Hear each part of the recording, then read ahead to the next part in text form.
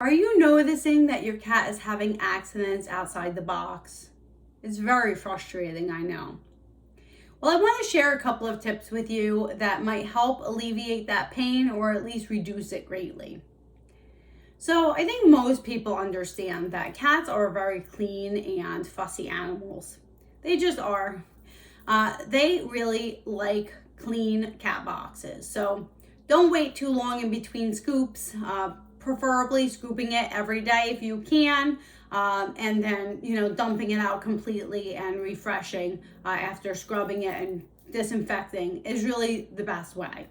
Now, of course, you can go a little longer in between doing that if you have the kind of litter that clumps, which is my favorite.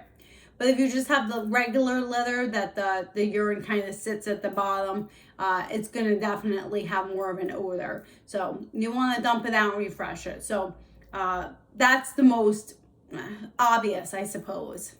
The other thing is cats really like to have their privacy. So making sure that you're placing your cat box in an area that doesn't have a lot of traffic, it doesn't have, a lot of noise from screeching kids running around with toys and things like that is ideal. They want to have kind of a quiet spot to do their business.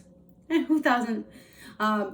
So the other thing is we want to make sure that if you have multiple cats that you have more than one box. Cats actually prefer to have options with their boxes, especially if there's multiple cats in the household. So kind of the rule of thumb would probably be to have a cat box per cat plus one. So if you have one cat, have two boxes. If you have two cats, have three boxes, and so on. I know this is not super ideal if you have a small home and you don't necessarily want boxes everywhere. I get it. I actually have my cat box in a closet in my basement. I put a little cat flap in there so the cat can go in and out, but it doesn't have to be seen. And it's nice because it's not like a focal point of my room. And the cat likes it because, it's private. So, you can put your cat box in a quiet spot, and that's going to help. The other thing is you want to make sure that you really understand your cat. Just because maybe one cat doesn't mind an automatic litter pan, that doesn't mean it's not going to freak another cat out.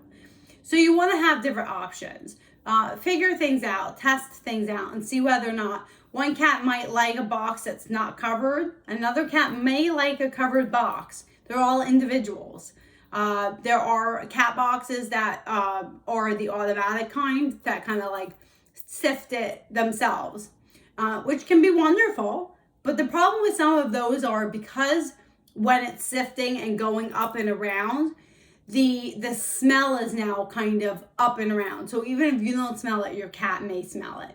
So it could be the reason if you have an automated box that your cat's not going in there because the smell is now completely encompassing the entire thing. And sometimes those kind of things is hard to clean. So just keep those things in mind. You want to play around a little bit with, the type of boxes, the location, and the kind of litter that you're using.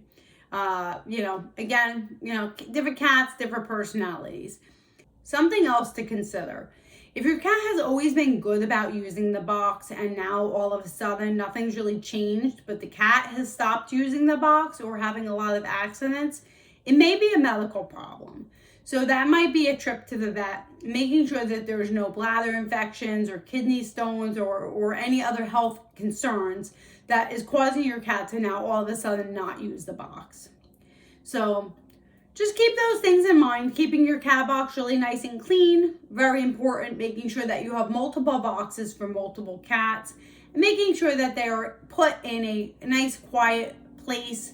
And I love cat doors. I think that it allows you to put boxes in places that you normally wouldn't think to, and the cat can go in and out, and it's private, and you don't have to see it because nobody wants to see a cat box.